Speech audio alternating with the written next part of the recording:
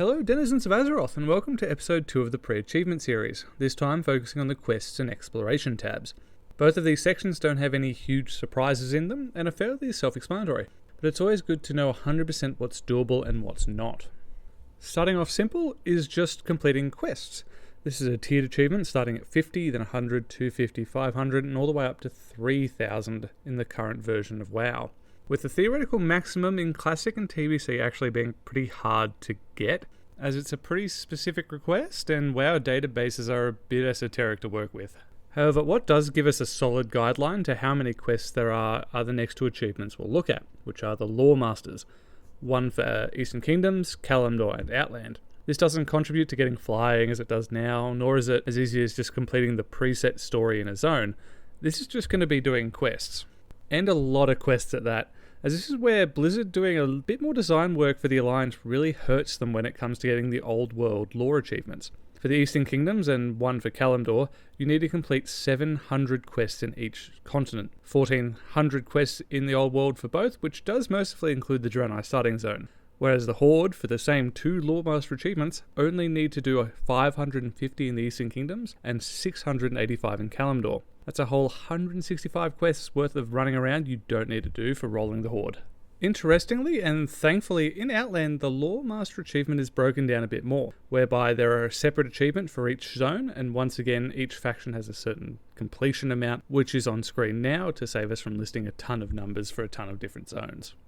As an aside here, however, I'd like to quickly mention how this achievement setup itself reflects how they did things differently between Classic and TBC. The world is so interconnected in the old world, it'd be a fool's errand to try and cut it down into zone-sized pieces for each achievement, as so many quests you'd complete in a zone would come from an entirely different part of the world. Either you'd go assassinate someone or deliver another person's mail.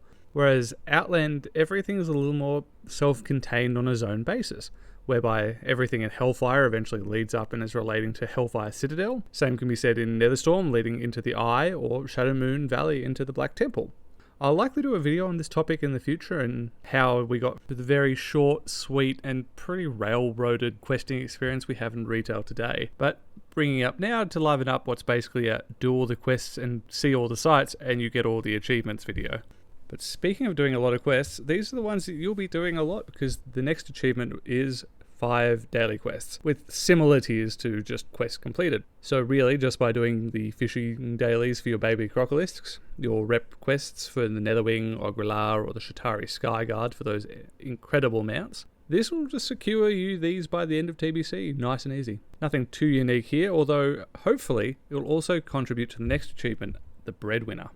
This requires you to get 10,000 gold from quest rewards, which does count dailies, and from what I understand, also counts the extra gold received instead of XP at max level.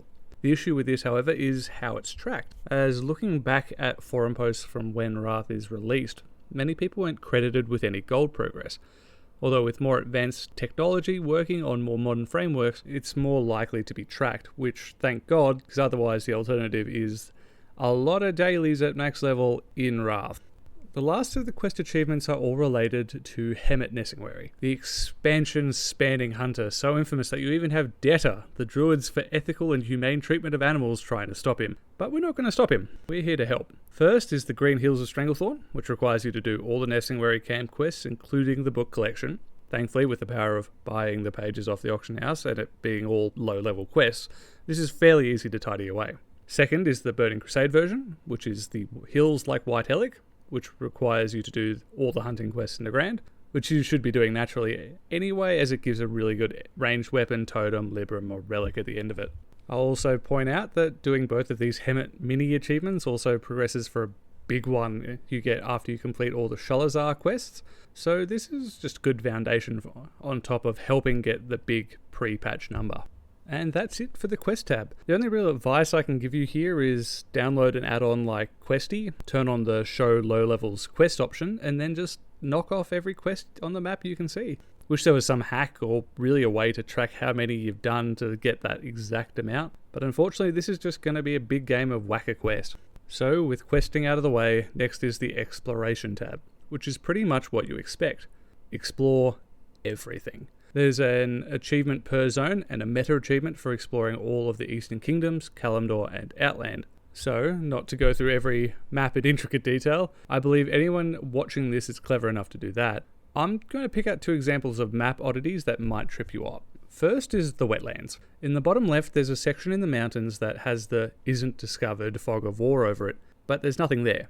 You can't get there through Spider Cave, the Orc Wastelands, or the archaeological raptor site in the north. And it doesn't matter. It doesn't count towards the achievement. There's nothing there. But when you look at the map, you sort of expect there to either be something or just more mountains there. So don't get too hung up if you see some of these. Except maybe do get caught up, because then you have other areas like Desolace, with areas in the very corners of the map which look similar to the wetlands but really aren't. For instance, the Naga Island in the top left needs to be explored, and so does the very hidden away Orc Warlock base in the bottom right of the map.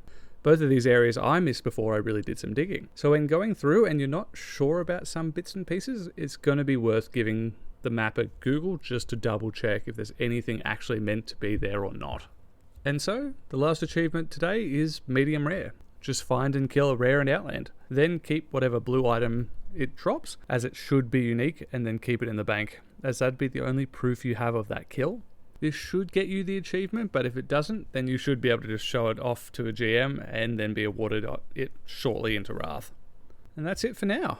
Nothing too extreme, but an absolute ton of points in these 2 tabs, which just require you to go out and experience all you can in the world. So with these covered, next we'll be covering player versus player, dungeons and raids, and professions. Thank you all again for joining me on this pre-achievement series, and if you want to keep up with it and others to see it, please like and subscribe below.